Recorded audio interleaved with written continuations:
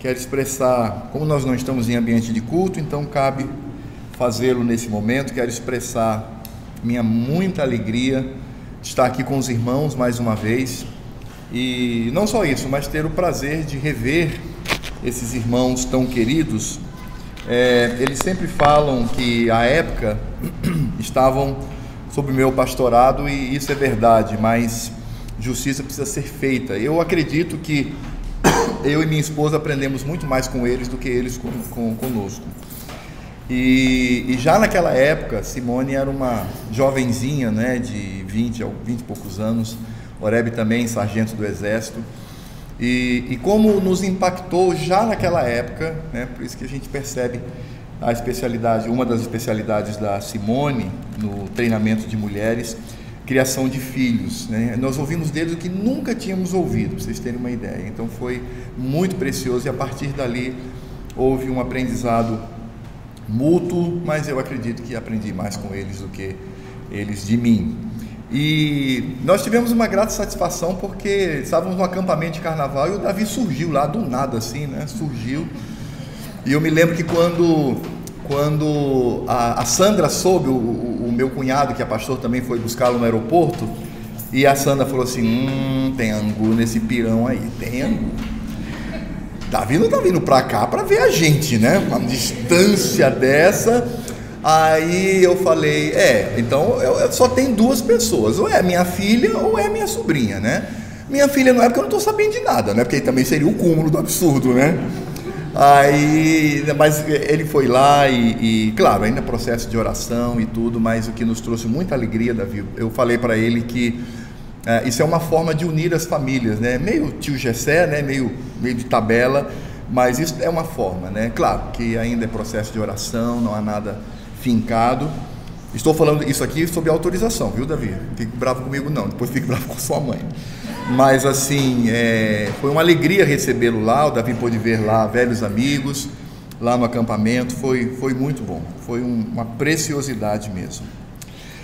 Irmãos, vamos abrir a palavra de Deus lá no Evangelho de Marcos, no capítulo 4, e eu quero ler com os irmãos. Do verso 35 ao verso 41. Evangelho de Marcos, capítulo 4,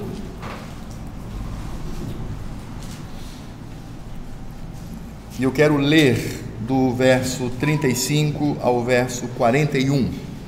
E aqui fala de Jesus acalmando uma tempestade. Esse é um texto muito utilizado por muitos pregadores, mas eu estou convencido de que a maioria deles, embora bem intencionados e sejam servos de Deus, eles não conseguem compreender o que Marcos quer de fato nos ensinar aqui nesse texto. Eles focam em elementos da narrativa que não são a prioridade de Marcos, e eu vou explicar isso na introdução, né? Essa intenção de Marcos, e aí compreender de fato o que ele quer nos ensinar aqui. Verso 35 a verso 41 de Marcos, capítulo 4, diz assim: Naquele dia, sendo já tarde, disse-lhe Jesus: Passemos para a outra margem. E eles, despedindo a multidão, o levaram assim como estava no barco, e outros barcos o seguiam. Ora, levantou-se grande temporal de vento, e as ondas se arremessavam contra o barco, de modo que o mesmo já estava a encher-se de água. E Jesus estava na polpa, dormindo sobre o travesseiro. Eles o despertaram e lhe disseram: Mestre, não te importas que pereçamos? E ele, despertando, repreendeu o vento e disse ao mar: Acalma-te, emudece. O vento se aquietou e fez-se grande bonança. Então lhes disse: Por que sois assim tímidos? Como é que não tendes fé? E eles, possuídos de grande temor, diziam uns aos outros: Quem é este que até o vento e o mar lhe obedecem? Oremos. Senhor Deus e Pai, nós estamos com a Tua palavra aberta, e de fato esta palavra, desde Gênesis a Apocalipse, é a palavra de Cristo. Por isso, ó Senhor, rogamos para que o Teu Espírito concentre a nossa mente e o nosso coração na revelação de Cristo, e que de fato, ó Deus, tenhamos o desejo de conhecer mais e mais, ou trazer à lembrança aquilo que já sabemos, para fortalecer a nossa fé e para que o nosso temor e o nosso amor para com Cristo cresça mais e mais, porque assim fazendo, sabemos que alegramos o teu coração. Por isso, ó Pai, apieda-te de nós e ajuda-nos nesta compreensão. É o que eu peço em nome de teu Filho amado e bendito, Jesus Cristo. Amém. Irmãos, o Evangelho de Marcos é o menor de todos os evangelhos. Isso é algo bastante perceptível, já de primeira mão a gente percebe. E ele tem uma característica que é muito interessante. Marcos, ele escreve esse evangelho para os romanos. Ele escreve essa carta para a igreja em Roma. Então o objetivo dele era comunicar aos romanos acerca do Senhor Jesus.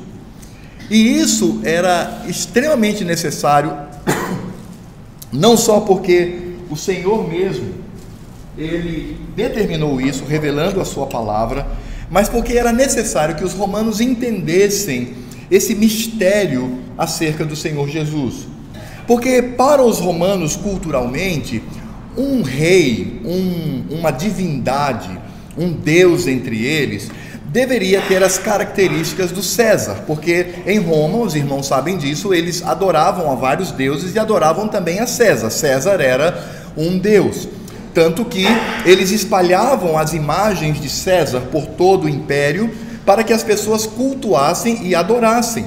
Tanto que na invasão de Tito Lívio lá em Jerusalém no ano 70, quando ele invade Jerusalém, ele raspa o templo e ele mata milhares de pessoas, a primeira providência que eles tomaram foi erigir uma estátua de César no templo, ali onde estava o templo, justamente para que as pessoas adorassem. E para o romano, então, essa característica de uma divindade é de alguém extremamente poderoso, que tinha nas mãos um mundo, porque eles acreditavam que o Império Romano era o mundo de então. Quem estava fora do Império não era nem considerado um ser humano, era um bárbaro. A expressão bárbaro vem porque os romanos, quando ouviam os germanos, os francos falarem, eles só entendiam como se eles dissessem alguma coisa como bar, era uma língua imperceptível. Então daí bárbaros, bárbaro, então não eram nem considerados seres humanos.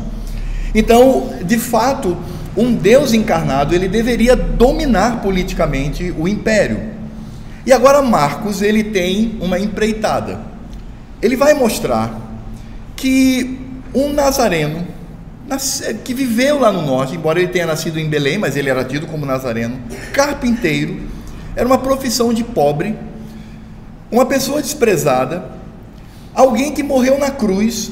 E cruz, na época do Império Romano, era um tipo de morte destinado à pior classe de pessoas, aos piores escravos, aos piores bandidos. Marcos agora vai mostrar que, historicamente, este Jesus, lá de Nazaré, carpinteiro, que andou por 3 anos ali pela Palestina e que foi morto na cruz, é Deus. E aí vocês imaginam o contraste, porque culturalmente o Senhor Jesus tinha tudo para não ser, porque ele estava exatamente no extremo oposto. E aí nós poderíamos comparar do ponto de vista político e do ponto de vista histórico a pessoa do César, ou de César, e a pessoa do Senhor Jesus. Então o Evangelho de Marcos, ele precisa ser lido nessa perspectiva. Por isso eu avisei no início que muitas pessoas olham para esse texto sobre Jesus acalmar a tempestade e não percebem o que de fato Marcos quer mostrar aqui. Marcos, na verdade, ele quer mostrar que esse Jesus, esse carpinteiro, esse homem humilde da sociedade, ele era o Deus Todo-Poderoso. E ele não era um Deus, porque cada César, ele tinha sobre si uma divindade exclusiva. Não, ele é o Deus Todo-Poderoso, o Criador de todas as coisas. Então, quando nós olhamos para a narrativa aqui da tempestade, nós vamos perceber que Marcos, ele está exatamente tratando acerca desse assunto. E o que nós encontramos aqui na narrativa é algo muito simples. O Senhor Jesus, ele estava pregando ali próximo a Cafarnaum. O Senhor Jesus transformou Cafarnaum, que era uma cidade mediana, no seu quartel-general, e dali então ele ia pregar nas circunvizinhanças, como está na nossa tradução. Então ele resolve agora atravessar o mar da Galileia, e ele quer atingir também os gentios. E isso, embora não seja o foco, isso possui um significado muito profundo. Inclusive porque o Senhor Jesus, quando ele atravessa o mar, o primeiro encontro que ele tem é com o endemoniado de Gadara. E ali era um ambiente gentio, tanto que havia criadores de porcos ali. Então o Senhor Jesus, ele tem a missão de também anunciar o Evangelho para os gentios, prefigurando obviamente o significado da nova aliança. E ele então decide, ele diz para os seus discípulos: olha, vamos atravessar. E as escrituras nos dizem então que eles vão. Na verdade é uma frota de barcos, né? Não é apenas um barco, mas vários barcos estão acompanhando o Senhor Jesus. E quando eles estão ali no meio do mar da Galileia, ou ali num setor, eles são atingidos por uma tempestade. Vale ressaltar que isso não é muito incomum naquela região, porque toda aquela parte que toma o mar da Galileia, o Rio Jordão, desaguando no Mar Morto, está numa profundidade muito grande com relação ao nível do mar. É de fato quase como que um abismo, vamos dizer assim. E esse mar, ele era rodeado por montanhas. Então havia um fenômeno, quando esquentava muito, fazia muito calor, vinham então ventos e entravam nesse buraco, vamos assim dizer, onde estava o mar, e esse vento então ele começava a rodear, ele não tinha como sair. E isso então causava, por conta do clima, por conta dos ventos, grandes tempestades ali. Então, de fato, uma tempestade naquele lugar não era algo absolutamente inusitado, embora eu acredite que aquela tempestade de fato foi a manifestação também da glória de Deus, mas os pescadores estavam ali acostumados a essa situação. Mas eu acredito, irmãos, que aquela tempestade, ela veio como uma atuação direta da mão de Deus. Por quê? Porque quem estava com o Senhor Jesus? Estava Pedro, João, Tiago e André. Quem eram estes? Eram pescadores por profissão. Eles sabiam, eles conheciam o tempo. As pessoas que lidam e que dependem do tempo, eles conhecem empiricamente. Quando você toma, por exemplo, nós temos pilotos de avião lá na nossa igreja, e é impressionante. Às vezes eu brinco com ele, está no acampamento, fala: e aí, vai chover hoje? O céu está limpo. Ele vai e chove, porque ele conhece, ele sabe. Estes homens eram pescadores, mas eles não previram nada. Eles poderiam dizer: mestre, não é lícito atravessar porque virá uma grande tempestade. Não, eles foram alegres porque o céu deveria estar, obviamente, propício à travessia. Mas quando eles chegam no centro, por isso eu acredito numa atuação, por conta desse contexto que eu coloquei para os irmãos, acredito que foi de fato uma atuação direta do Senhor naquela tempestade. E aí nós vamos descobrir uma coisa muito, mas muito significativa. É que este, vamos chamar de incidente, que de fato foi colocado pela mão do Senhor, ele tinha um objetivo claro, o objetivo de mostrar, apontar as duas naturezas do nosso Redentor. Não só porque esse é o objetivo de Marcos ao escrever o seu evangelho, mas também para mostrar esse grande mistério que era também naquela época, ou seja, o Redentor possui duas naturezas. E aí nós vamos perceber que esse incidente ele não aponta apenas para a pessoa de Cristo, mas aponta também para a obra de Cristo.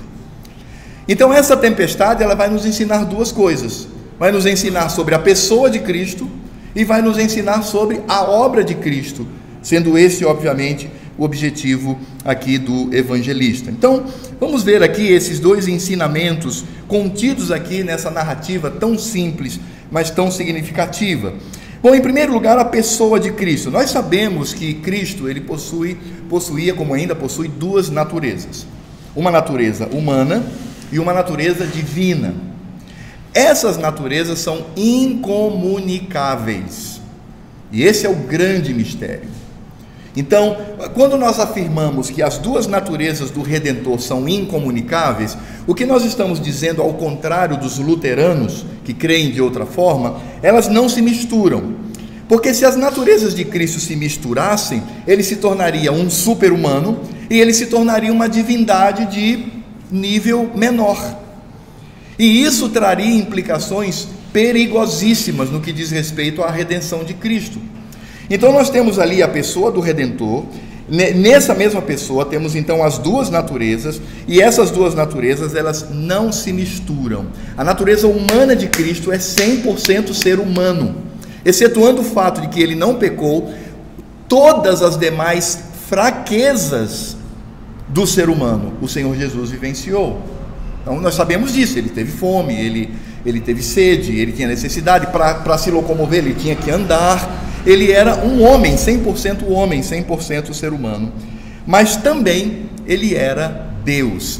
E aí, irmãos, até para nós reformados, às vezes é preciso que a gente leve uma chacoalhada com relação a isto. Porque o Senhor Jesus, na sua encarnação, ele era Deus e ele não perdeu nenhuma centelha da sua divindade. Quando o apóstolo Paulo diz que o Senhor Jesus, ele se esvaziou da sua glória, ele não está dizendo que ele se esvaziou da sua divindade. Ele está dizendo que se esvaziou porque ele se tornou homem. Os irmãos imaginam aquele por meio de quem todas as coisas foram criadas e para quem todas as coisas foram criadas se tornar uma célulazinha colocado no útero de uma mulher. É nesse sentido que a teologia reformada chama de a humilhação de Cristo, é neste sentido. Então nós vamos perceber isso, e talvez olhando aqui já mais diretamente, onde que nós podemos perceber aqui o Jesus homem? No verso 38, e Jesus estava na polpa, dormindo sobre o travesseiro. Ele estava ali dormindo, havia uma tempestade. O fato do Senhor Jesus estar dormindo numa tempestade não significa dizer que ele era poderoso bastante para não se deixar abalar pelas intempéries da vida. Não, ele dormiu. E sabe, irmãos, isso é possível. Eu já passei por uma tempestade no mar Mediterrâneo. E é interessante pensar que quando eu acordei, eu só acordei porque eu via assim, que as coisas passavam por mim, eu passava pelas coisas, e eu senti que o barco parecia uma gangorra, e eu me assustei com aquilo, e eu saí, e havia então os funcionários ali daquele ferry boat, e eu perguntei, o que está acontecendo? Ele falou, é uma tempestade. E eu disse, caramba, eu dormi a noite toda e não percebi. Ele falou, não, isso é verdade, se você tem um sono muito profundo, se você está muito cansado, às vezes você não percebe. Existem níveis de tempestades que você não percebe de fato que está acontecendo. Então, o Senhor Jesus, ele estava dormindo não por um poder divino, mas ele estava dormindo como um homem, porque estava extremamente cansado. Mas nós vamos perceber que no verso 39, nós temos aqui a manifestação do Cristo, cuja natureza é divina. E diz assim no verso 39, e ele despertando, repreendeu o vento e disse ao mar, acalma-te, emudece, é uma ordem. O vento se aquietou e fez-se grande bonança. A mesma voz por meio de quem todas as coisas foram criadas, agora ordena a criação e ela imediatamente obedece ao Senhor. É por isso que esse milagre, ele deixou os discípulos atônitos. No verso 41 diz que eles foram possuídos de grande temor e diziam uns aos outros, quem é este? E vejam que eles ainda não entendem quem é Cristo. Eles não entendem acerca da divindade. Eles olham apenas para a natureza humana de Cristo e aí não conseguem responder a pergunta, quem é este que até o vento e o mar lhe obedecem? Isso causa de fato uma grande comoção. E o milagre do Senhor Jesus, ele é poderosíssimo, porque quando ele ordena ao mar e ao vento, as escrituras sagradas dizem que o vento se aquietou e fez-se grande bonança. Quem não convive no mar não entende de fato o resultado desse milagre. Voltando à experiência que eu falei para os irmãos daquela tempestade lá no Mediterrâneo, então eu ainda conversando com aquele rapaz, eu disse assim, escuta, e quando é que essa tempestade vai acabar? Quando é que nós vamos nos ver livres? Ele falou, não, ela já acabou, tem 6 horas. Eu disse, acabou, tem 6 horas e isso aqui? Ele falou, não, claro, se você pega um copo d'água e você mexe, você pode parar o copo, mas a aguinha ainda continua mexendo. Agora você imagina um volume de água como o mar Mediterrâneo. Então a tempestade acabou, mas a água ainda está turbulenta. Mas as escrituras dizem que o Senhor Jesus, ele se levanta, e ali o Deus Todo-Poderoso, ele dá uma ordem ao vento, dá uma ordem ao mar, dá uma ordem à criação, e as escrituras dizem que toda aquela turbulência, houve então o comando do Senhor: acalma-te, emudece, é uma ordem. Tudo acalmou. Então nós percebemos que o milagre de fato sobre a criação é um milagre que mostra a natureza divina de Cristo. E irmãos, eu sei que nós já conhecemos essa doutrina, mas eu reconheço que muitas vezes precisamos ser relembrados do significado disso na pessoa de Cristo. Eu quero começar mostrando aqui para os irmãos aquilo que também é conhecido, que diz a nossa confissão de fé de Westminster. E lá no capítulo 2, no item 3, nós encontramos o seguinte: na unidade da divindade, falando de Cristo, há 3 pessoas de uma só mesma substância, poder e eternidade: Deus, o Pai, Deus, o Filho e Deus, o Espírito Santo. O Pai não é de ninguém, não é nem gerado nem procedente. O Filho é eternamente gerado do Pai e o Espírito Santo é eternamente procedente do Pai e do Filho. Então nós vamos perceber que a divindade de Cristo, ela precisa ser compreendida como da mesma essência das 2 outras pessoas da Trindade. Lá no item 8º, lá no capítulo 8º, melhor dizendo, item 2, diz assim: o Filho de Deus, a segunda pessoa da Trindade, sendo verdadeiro e eterno Deus, da mesma substância do Pai e igual a Ele, quando chegou o cumprimento do tempo, tomou sobre si a natureza humana, com todas as suas propriedades essenciais e enfermidades comuns, contudo sem pecado, sendo concebido pelo poder do Espírito Santo no ventre da Virgem Maria e da substância dela, as 2 naturezas inteiras, perfeitas e distintas, a divindade e a humanidade, foram inseparavelmente unidas em uma só pessoa, sem conversão, composição ou confusão. Essa pessoa é verdadeiro Deus e verdadeiro homem, porém um só Cristo, o único mediador entre Deus e o homem. E o item seguinte diz: o Senhor Jesus, em sua natureza humana, unida à divina, foi santificado e sem medida ungido com o Espírito Santo, tendo em si todos os tesouros de sabedoria e ciência. Aprove ao Pai que nele habitasse toda a plenitude, a fim de que, sendo santo, inocente, incontaminado e cheio de graça e verdade, estivesse perfeitamente preparado para exercer o ofício de mediador e fiador. Este ofício ele não tomou para si, mas para ele foi chamado pelo Pai, que lhe pôs nas mãos todo o poder e todo o juízo, que lhe ordenou que os exercesse.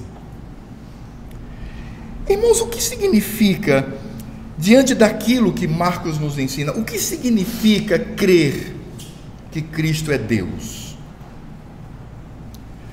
E como eu disse, embora tenhamos esta doutrina de forma muito clara, nós vamos perceber que, por vezes, nós perdemos o real significado disto. Nós, às vezes, não entendemos que essa natureza ela está expressa, por exemplo, no Evangelho de João, no capítulo 1, de 43 a 51, que diz assim: no dia imediato resolveu Jesus partir para a Galiléia e encontrou a Filipe, a quem disse: segue-me. Ora, Filipe era de Betsaida, cidade de André e de Pedro. Filipe encontrou a Natanael e disse-lhe: achamos aquele a quem Moisés escreveu na lei e a quem se referiram os profetas, Jesus, o Nazareno, o filho de José. Perguntou-lhe Natanael: de Nazaré pode sair alguma coisa boa? Respondeu-lhe Filipe: vem e vê. Jesus viu Natanael aproximar-se e disse a seu respeito: eis um verdadeiro israelita em quem não há dolo. Perguntou-lhe Natanael: de onde me conheces? Agora preste atenção. Respondeu-lhe Jesus: antes de Filipe te chamar, eu te vi quando estavas debaixo da figueira. Então exclamou Natanael: mestre, tu és filho de Deus, tu és o rei de Israel. Ao que Jesus lhe respondeu: porque te disse que te vi debaixo da figueira, crês? Pois maiores coisas do que estas verás. E acrescentou: em verdade vos digo, que vereis o céu aberto e os anjos de Deus subindo e descendo sobre o Filho do Homem. Nesse diálogo há uma pergunta: de onde o Senhor me conhece? E Jesus disse: eu te vi. E Jesus não estava ali presente. E isso mostra a onisciência de Cristo no momento em que ele estava encarnado. E o Senhor Jesus então nos remete a uma imagem clara de Jacó, quando ele está deitado e há uma escada em que anjos sobem e descem, e ali Jacó reconhece a manifestação de Javé, a manifestação do Deus Todo-Poderoso. E quem estava ali era Cristo. Podemos ver, por exemplo, no Evangelho de João, no capítulo 3, verso 13, quando diz assim: ora, ninguém subiu ao céu, senão aquele que de lá desceu, a saber, o Filho do Homem, que está no céu. Essa frase do Senhor Jesus é dita a Nicodemos. Então vejam que o Senhor diz assim: ora, olhando para Nicodemos, diz: ora, ninguém subiu ao céu, senão aquele que de lá desceu. Então ele disse: eu desci do céu. Eu estou aqui como homem. Mas ele completa dizendo: a saber, o Filho do Homem, eu. E aí ele emenda dizendo: que está no céu. E aí nós podemos perceber claramente que quando o Senhor Jesus estava aqui como homem, limitado à sua humanidade, ele habitava todo o universo. Cristo estava no trono da glória, Cristo estava no céu, Cristo estava, por sua providência, controlando todas as coisas do universo ao mesmo tempo. Porque a divindade de Cristo não se reduziu à sua humanidade, não ficou presa à dimensão da sua humanidade. E ele diz isso aqui a Nicodemos: eu de fato desci do céu, mas eu agora estou no céu. Eu reino sobre todas as coisas. E essa é a compreensão que nós devemos ter. Lá no Evangelho de João, capítulo 12, verso 37 a 41, diz: e embora tivesse feito tantos sinais na sua presença, não creram nele, para se cumprir a palavra do profeta Isaías, que diz: Senhor, quem creu em nossa pregação, e a quem foi revelado o braço do Senhor, por isso não podiam crer, porque Isaías disse ainda: cegou-lhe os olhos e endureceu-se-lhes o coração, para que não vejam com os olhos, nem entendam com o coração, e se convertam e sejam por mim curados. Esse texto se refere a quê? Esse texto se refere à visão de Isaías, de Javé, do Senhor Todo-Poderoso, sentado num alto e sublime trono, onde as suas vestimentas, elas cobriam todo aquele lugar, havia fumaça, e os serafins voavam e diziam, cheios de temor: Santo, Santo, Santo é Javé. E aí João nos revela algo impressionante. Isto disse Isaías, porque viu a glória dele, de Cristo, e falou a seu respeito. Quem estava no trono? Era Cristo, porque ele é Deus. Ele não é apenas um ser humano divino, não é por isso as duas naturezas não podem se misturar. Ele é o Deus Todo-Poderoso. Porque se eu perguntar hoje, onde está Cristo como homem? Está no céu, com o corpo glorificado. E como Deus está aqui conosco pelo seu Espírito. Quando ele habitava a terra, acontecia a mesma coisa. Como ser humano, ele estava aqui. Como Deus, ele estava controlando o universo. Percebem como às vezes essa doutrina, elas escapam um pouco daquilo que de fato as Escrituras nos dizem? É por isso que, expressando sobre essa divindade de Cristo, diz que ele é a imagem do Deus invisível.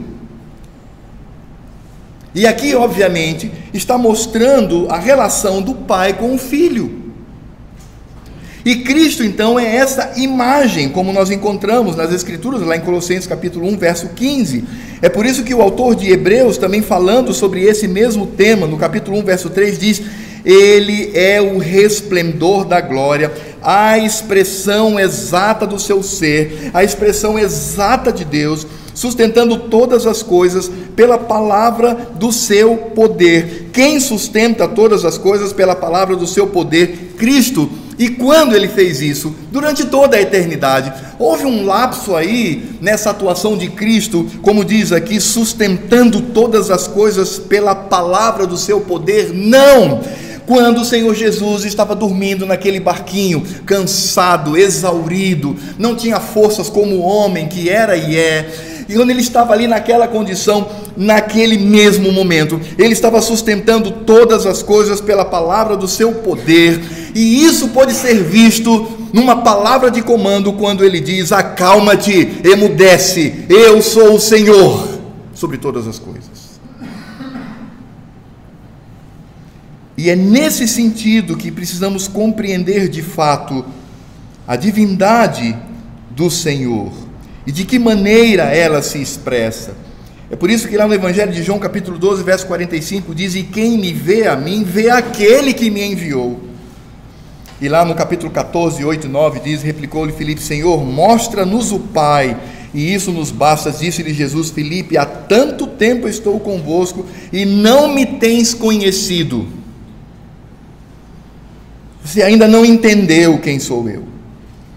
Quem vê a mim, vê o Pai. Como tu dizes, mostra-nos o Pai. É por isso, irmãos, que é pecado. Isso eu só estou colocando como ilustração, porque eu conheço o pastor desta igreja e conheço os irmãos. Por isso que é pecado fazer qualquer representação de Cristo, porque você está fazendo uma representação de Deus, e Ele assim o proibiu. A divindade de Cristo, ela precisa ser reconhecida nesta dimensão. Por isso que as Escrituras nos mostram que o Senhor Jesus, Ele é antes de todas as coisas, e nós conhecemos muito bem isto. A palavra do Senhor fala isso. E lá em João capítulo 8, de 56 a 59, diz: Abraão, vosso pai, alegrou-se por ver o meu dia, viu e regozijou-se. Perguntaram-lhe, pois, os judeus: ainda não tem 50 anos e viste Abraão? Qual é a natureza que se destaca aí? É a humana. E esse é o problema dos crentes. Ah, não, quando a gente faz uma imagem é do ser humano. Ah, tá, então você está cometendo um outro pecado, porque você está dissociando as duas naturezas do Redentor. Como é que você pode representar uma e a outra não, se elas estão ali contidas no Redentor? Respondeu-lhe Jesus: em verdade eu vos digo, antes que Abraão existisse, eu sou. A mesma frase dita a Moisés. Então pegaram em pedras para atirarem nele, mas Jesus se ocultou e saiu do templo. Desta expressão eu sou, vem o nome conhecido e revelado do Senhor, Javé. Ele é o Senhor sobre todas as coisas. E eu acredito que a dificuldade muitas vezes que temos é exatamente esta. Quando nós lemos os evangelhos, a nossa tendência, mesmo que tenhamos uma boa doutrina bíblica, reformada, confessional, sobre a divindade, mas a nossa tendência é sempre, de alguma maneira, priorizar a humana e ocultar a divina. Mas o Senhor, Ele nunca deixou de ser Deus. Ele se tornou um ser humano, mas Ele nunca deixou de ser o Deus Todo-Poderoso. E aí você deve fazer a seguinte pergunta: como é que pode, na pessoa do Redentor, você ter ali o ser humano fraco, débil, e isso tudo bem, com todas as enfermidades, e ao mesmo tempo Ele está sustentando nas suas mãos o universo, ao mesmo tempo? É por isso que a união das duas naturezas de Cristo é um mistério. E a nossa mente pecaminosa, falível, pequena, ínfima, carnal, ela não vai entender isso. E graças ao Senhor Deus por isso, porque Ele é Deus. A única coisa que nós temos é a revelação do Senhor. Por isso, nós percebemos que Cristo é o Deus Todo-Poderoso. E por isso devemos nos dirigir a Ele com temor e tremor, porque todas as manifestações no Velho Testamento em que Ele aparece, porque todas as aparições, toda a palavra, quando nós temos as Escrituras, nós temos aqui a palavra de Cristo, excetuando 3 momentos, que nós vamos aprender isso na escola dominical, quando Cristo se cala e o Pai fala. Excetuando isto, nós temos toda a palavra de Cristo, porque Ele é Deus Todo-Poderoso, e nós devemos nos dirigir a Ele com o coração cheio de temor e ao mesmo tempo com o coração cheio de alegria, porque Ele é o Redentor da nossa vida. E aí, irmãos, quando nós encontramos Marcos aqui no esforço de demonstrar de fato quem é esse Jesus, que não é apenas o Nazareno, mas é o Senhor sobre todas as coisas, ele também vai mostrar a obra desse Cristo aqui nessa pequena narrativa. E é interessante porque as Escrituras nos mostram que a presença de Cristo, ela não impediu a tempestade. Pensem, ali estava o Deus Todo-Poderoso, Criador dos céus e da terra, estava ali naquele barco, sem nenhuma limitação. A limitação era o homem, o ser humano. Mas o Deus Todo-Poderoso estava presente ali no barco, mas isso não impediu que as tempestades elas viessem sobre os discípulos. E o que me chama a atenção é a paciência do Senhor Jesus, do Cristo eterno. Porque aqueles ínfimos, aqueles homens que não tinham fé, aqueles homens de dura cerviz, que era um trabalho, humanamente falando, para desatar-lhe o coração, eles têm a ousadia de repreender a Cristo. É o que nós vamos encontrar no verso 38. E Jesus estava na polpa, dormindo sobre o travesseiro. Eles o despertaram e lhe disseram: Mestre, não te importas que pereçamos? Irmãos, era para ali naquele exato momento serem absolutamente fulminados. Porque como é que você se refere ao Deus Todo-Poderoso dessa maneira? Estás dormindo? Não te importas o que está acontecendo conosco?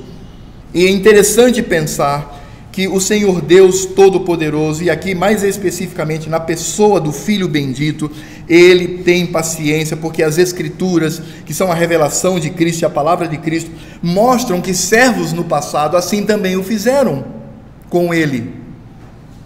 E aí nós percebemos que na obra de Cristo o que nós temos é a benevolência do Senhor, é a graça do Senhor.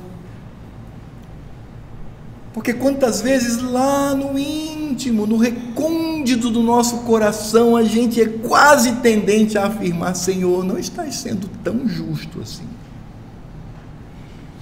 comigo. É por isso que o salmista, quando ele tira os olhos do Senhor e olha para os ricos, para os saudáveis, ele diz assim: foi-me inútil servir ao Senhor.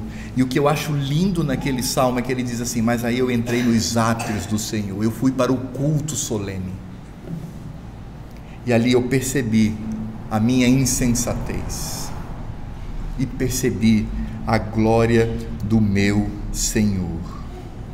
E aí, irmãos, nós vamos perceber que esses discípulos do Senhor o repreendem, e não é a única vez, é a primeira, mas não a única. Lá no capítulo 5, verso 31, eles repreendem o Senhor Jesus de novo. Lá no capítulo 6, verso 37 do Evangelho de Marcos, eles repreendem o Senhor Jesus de novo. Lá no capítulo 8, versos 4 e versos 32, eles repreendem o Senhor Jesus de novo. E eu imagino a paciência do Senhor, tudo por amor, tudo por benevolência, porque aqueles discípulos não compreenderam que a maior obra em nosso favor não se restringe a acalmar uma tempestade. A maior obra do Senhor está no capítulo 10, a partir do verso 35 de Marcos. Veja lá. E aqui nós vamos entender o Senhor Jesus ensinando aquelas pessoas acerca da sua obra. No capítulo 10, de 35 a 45, diz assim: Então se aproximaram dele Tiago e João, filhos de Zebedeu, dizendo-lhes: Mestre, queremos que nos concedas algo. nos concedas o que vamos te pedir. Então você vê aqui a ousadia, né? Senhor, nós queremos algo e o Senhor vai ter que fazer isso, né? Como que tentando colocar o Senhor Jesus contra a parede. A gente vê muito isso em religiões falsas, não é? Reivindicar de Deus, reivindique de Deus as promessas. É um negócio absurdo, né? É um negócio absurdo. Mas enfim, ele diz isso. Verso 36, e ele perguntou-lhe: que quereis que eu vos faça? Gente, que amor, que paciência, que longanimidade, porque eles poderiam ser fulminados ali naquele instante, e seria justo da parte de Deus. Mas como o Senhor, Ele enche o seu coração de benevolência. Verso 37, responderam-lhes: permite-nos que na tua glória nos assentemos um à tua direita e outro à tua esquerda. Um pedido simples, piquititito, não é uma coisa, é tranquilo. Quando o Senhor estiver no seu trono, nós queremos estar juntos, foi isso que eles disseram. Queremos estar contigo. Quando olharem para ti, vão olhar também para nós. Verso 38, mas Jesus lhes disse: não sabeis o que pedis. Podeis vós beber o cálice que eu bebo, ou receber o batismo com que sou batizado? Disseram-lhe: podemos. Tornou-lhe Jesus: bebereis o cálice que eu bebo, e recebereis o batismo com que sou batizado. Quanto, porém, ao assentar-se à minha direita e à minha esquerda, não me compete concedê-lo, porque é para aquelas coisas a quem está preparado. Ouvindo isto, indignaram-se os 10 contra Tiago e João. Mas Jesus, chamando-os para junto de si, disse-lhes: sabeis que os que são considerados governadores dos povos têm-nos sob o seu domínio, e sobre eles os seus maiorais exercem autoridade, mas entre vós não é assim. Pelo contrário, quem quiser tornar-se grande entre vós, será esse o que vos sirva, e quem quiser ser o primeiro entre vós, será servo de todos, pois o próprio Filho do Homem não veio para ser servido, mas para servir e dar a sua vida em resgate por muitos. Essa é a obra de Cristo. E quando nós queremos nos parecer com Cristo, nós temos que nos parecer, como Ele mesmo diz aqui a esses discípulos, turrões, arrogantes. Vocês querem já dar um salto, não é? Daqui ir para um status de glória. Jesus diz: olha, isso já está determinado pelo Pai. Isso não pode ser mudado. Quando ele diz isso, não me compete, ele não está dizendo que não podia fazê-lo, mas porque já está determinado. É o lugar de Cristo. É o lugar dele. Mas ele diz: mas para que vocês entendam esse processo, vocês têm que receber aquilo que eu recebi. E é dar a vida para muitos. E, irmãos, esse texto de Marcos capítulo 10, ele abre um leque para a nossa compreensão de todas as esferas da atuação da nossa vida. E eu uso apenas uma como exemplo. Marido, amai vossas esposas, como Cristo amou a igreja e por ela se entregou. Os discípulos, eles não entendiam isto. Eles não entendiam a obra de Cristo. Para eles, a obra de Cristo era para resolver ali os probleminhas efêmeros. Ah, eu estou com tal problema, Senhor, resolve. Estou com outro problema, Senhor, resolve. E isso nos leva, como levou os discípulos, a perderem a glória do Senhor, a perderem esse fim principal, essa finalidade principal do homem, que é glorificar a Deus e desfrutá-lo para sempre. Nós perdemos isto. A obra de Cristo não veio para resolver os nossos mimos. A obra de Cristo veio para que tivéssemos vida, estando nós mortos nos nossos delitos e pecados. E é exatamente isso que percebemos aqui. O Senhor como o Todo-Poderoso. Aqueles homens repreendendo eram tolos, eram nécios, eram estultos, incautos, mentecaptos, e podemos colocar todos os adjetivos aqui, e ainda assim não dirá o que de fato se passava na mente daqueles homens. E por que isto? Agora vem o ponto que vamos entender daquilo que o Senhor Jesus fala, porque lhes faltava fé.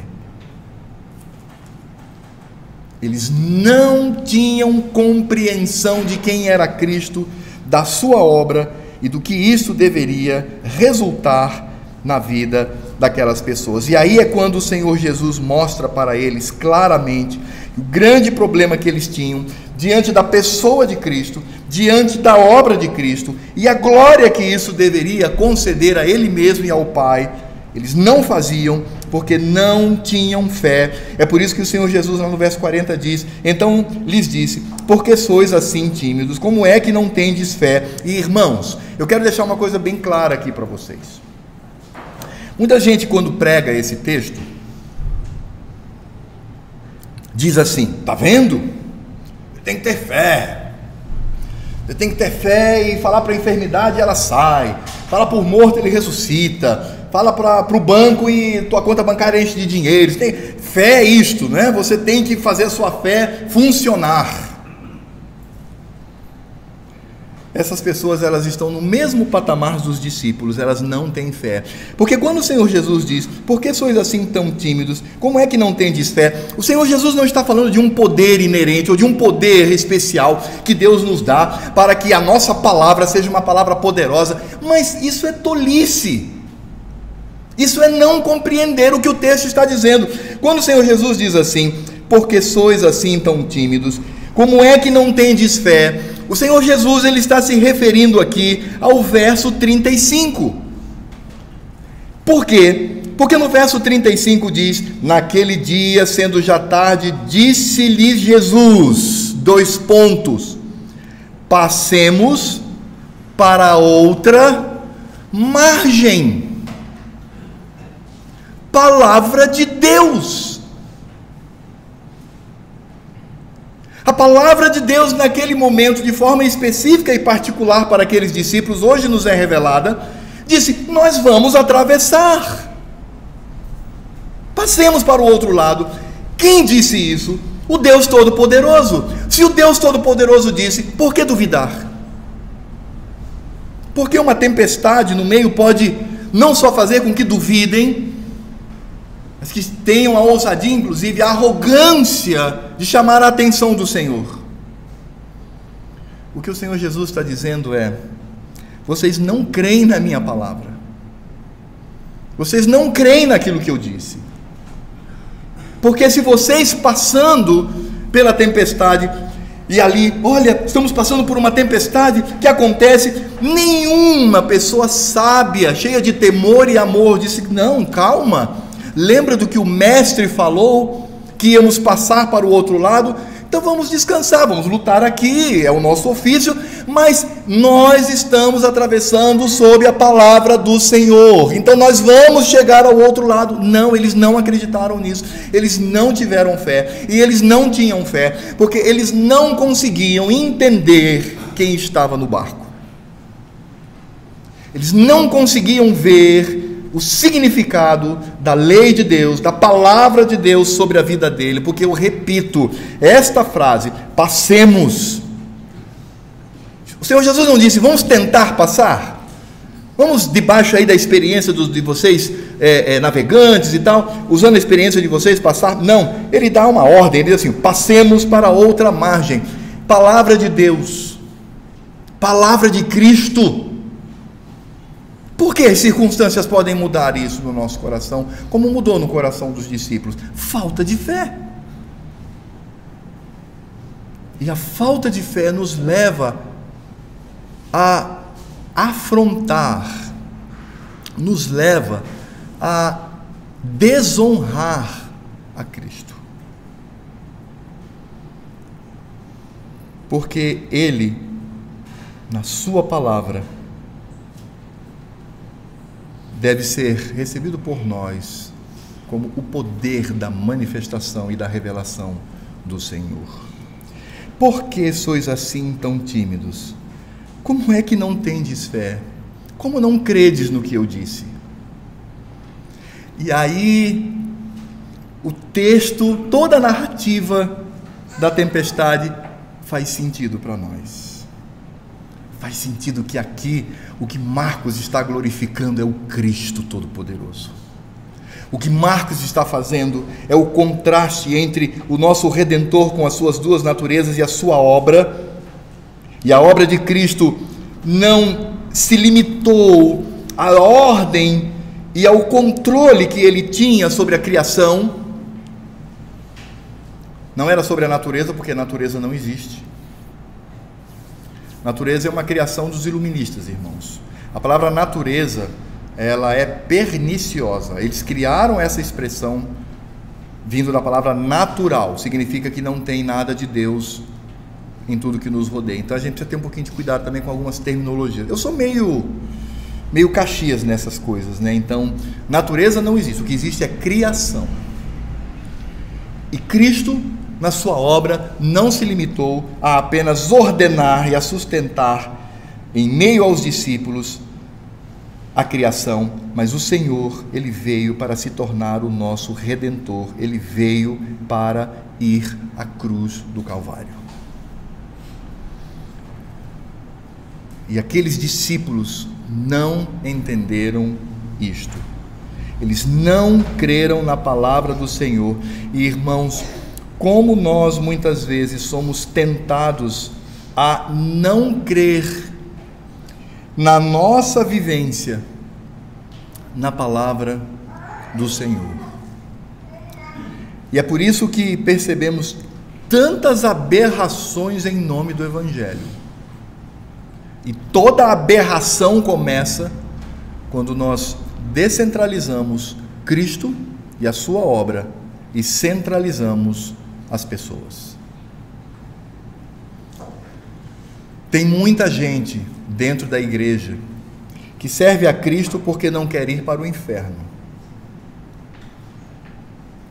Essas pessoas, elas não têm fé. Essas pessoas, elas não conhecem a palavra de Cristo. Elas não entendem que o Senhor nos escolheu para louvor da sua glória. Tem muito missionário que vai às igrejas falar: olha, eu estou indo lá entre os Makuxi, entre os Yanomami, irmãos, todos os dias morrem 3 ou 4, estão indo para o inferno. E temos... Ele está indo para o lugar que ele deve ir mesmo, não tem problema nenhum, não. Ímpio é assim mesmo, aquele que afronta o Senhor é isso mesmo. Quando eles se esquecem que toda obra de evangelização é feita para a glória de Cristo. Porque a pregação do Evangelho leva a salvação e condenação, e ambas glorificam ao Senhor. Por isso ela não volta vazia.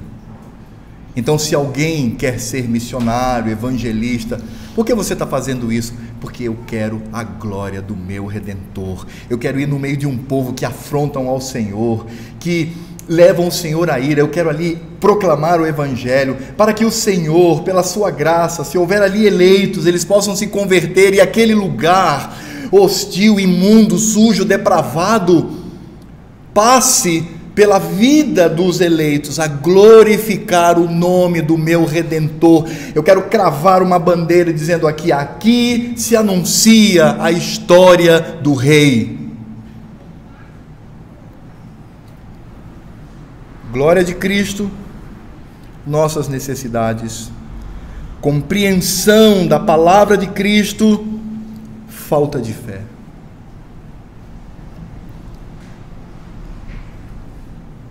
Irmãos, aqueles discípulos não tinham fé, pelo menos nesse instante, porque eles não compreendiam a pessoa e a obra do Senhor. Porque aquele evento, ele serviu de alguma maneira para fortalecer a vida dos discípulos, como Paulo nos fala lá em Romanos capítulo 5, de 3 a 5. Todas as lutas diárias, elas servem para que eu amadureça. E que tipo de amadurecimento? Me tornando um super crente? Não necessariamente, mas me tornando alguém que conhece a pessoa de Cristo e conhece a minha pessoa.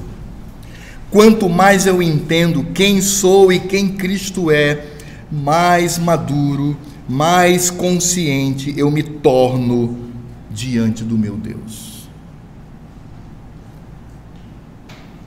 E nós precisamos entender que não merecemos nada. O que eu mereço?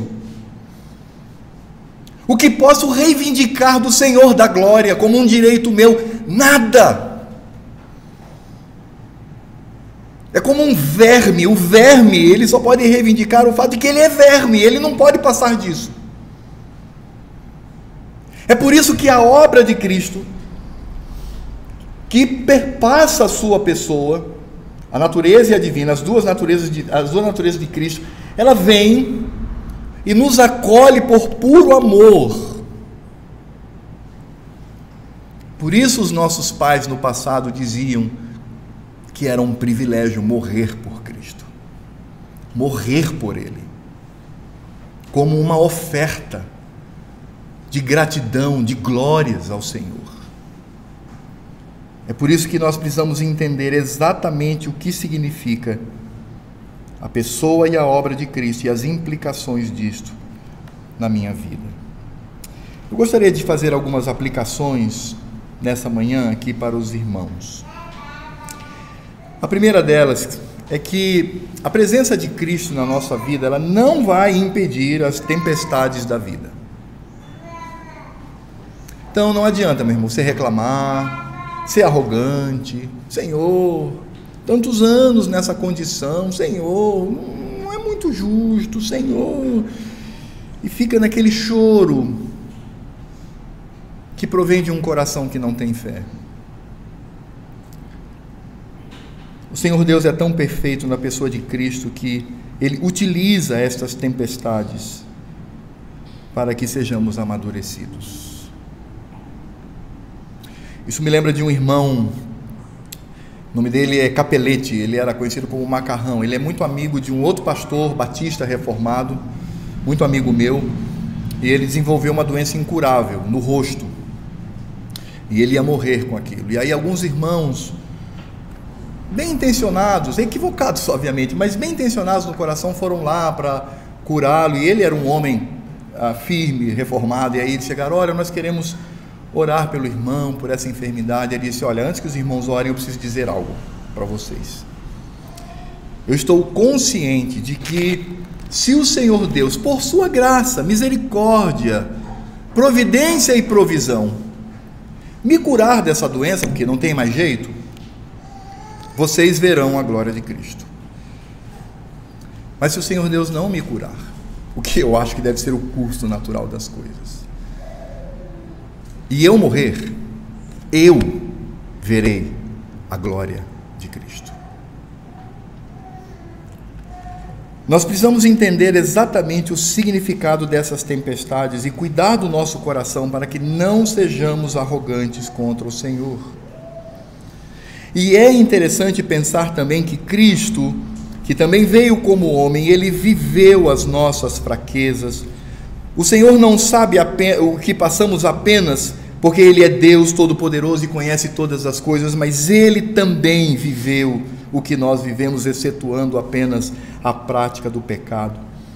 Por isso Cristo, Ele conhece as nossas limitações e Ele nos ama, e Ele sempre concederá o melhor. E você sabe qual é o melhor? É a glória devida ao nome dEle e ao nome do Pai. Esse é o melhor. E não há prazer maior do que isso na vida de um crente. Ao mesmo tempo que Cristo, como Deus, não possui limites em seu poder, nós precisamos compreender um pouco mais da profundidade, da largura, da altura, do que significa dizer que Cristo é Deus, que ultrapassa a nossa compreensão, mas faz com que o amemos e tenhamos no coração o temor devido a Cristo, o Senhor. É por isso que, nesse sentido, nós também entendemos a obra do Senhor em favor dos eleitos do Pai. É por isso que eu não entendo, antes de todas as coisas serem criadas, o Senhor olhou para mim e para você como Todo-Poderoso e disse: eu vou escolher para que seja fruto do meu amor. Antes de qualquer coisa existir. E isso deve nos levar ao temor e deve nos levar a um coração cheio de gratidão, a abandonar os nossos mimos, o nosso egoísmo, a nossa arrogância e olhar para o Senhor pela fé e perceber o que significa a obra de redenção que aqueles discípulos não entendiam ainda no evento da tempestade. Eu fico pensando, irmãos, no momento em que nós estivermos no céu, vendo o Cordeiro de Deus. Você e eu, por toda a eternidade, teremos um corpo perfeito e glorificado. Mas nós vamos perceber, com os olhos, que o nosso Redentor, Ele carregará por toda a eternidade as marcas da cruz. Ele terá na sua cabeça, no seu lado, nas mãos e nos pés, porque isso foi testificado aqui, ele já com o corpo glorificado. As marcas do quanto custou a nossa redenção e a dimensão do amor de Deus. Você já parou para pensar nisso? E você e eu não merecemos nada, mas aprove ao Senhor escolher nos amar. É por isso que diante das tempestades da vida eu preciso lembrar do que diz o Salmo 119, verso 71, foi-me bom ter passado pela aflição. Para quê? Para depois ver que eu fiquei livre, numa boa, tá? Aqueles testemunhos horrorosos que dão por aí, não é? Não. Foi-me bom ter passado pela aflição, para que eu aprendesse ainda mais a tua lei, a tua palavra. Aquela palavra aos discípulos dita lá no início: passemos para outra margem. Palavra que os discípulos não creram. Por isso, irmãos, nós precisamos aprender algo muito precioso, ou pelo menos sermos relembrados de algo muito precioso. Nós precisamos crer na palavra de Cristo e não nas circunstâncias da vida. Mas, irmãos, há algo que precisa ser dito aqui. Como nós, eu pelo menos, como somos tendentes a colocar as circunstâncias à frente da palavra de Cristo. Mas precisamos exercitar a nossa compreensão e pedir a Deus cada vez mais amor, devoção, fé naquilo que o Senhor deixou para nós. Quanto mais cremos na palavra de Cristo, mais Ele é glorificado e mais eu me torno satisfeito por isto. E não é difícil. Veja quem você foi, quem você é e o que você será. E o que foi necessário Deus, na sua justiça, levá-lo a essa condição. Eu sempre tenho dito que o Senhor Deus não mudou em nada do que Ele disse lá no Éden. Se você comer, você vai morrer. Se você pecar, você vai morrer. É somente a morte, porque é a paga que aplaca a ira de Deus. E Ele enviou o seu único Filho para receber sobre si a nossa morte. Essa é a obra do Redentor.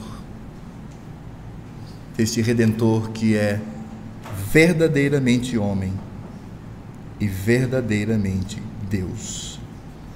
Creamos na palavra do Redentor e não nas circunstâncias da vida. Porque Eu quero encerrar utilizando esta frase: as tempestades elas vêm,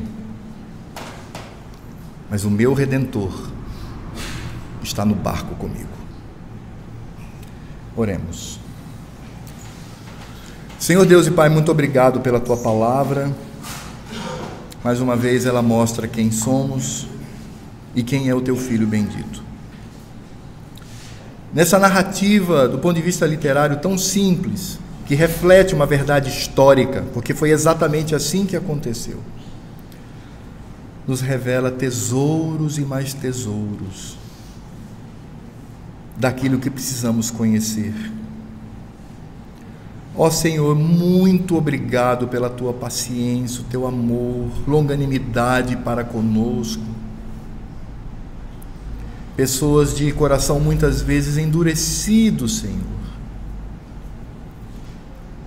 Mas o Teu amor,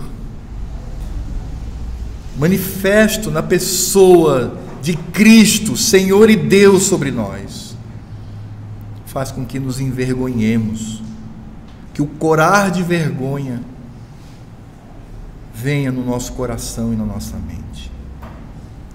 Por isso, nesta manhã, junto com os Teus remidos aqui neste lugar,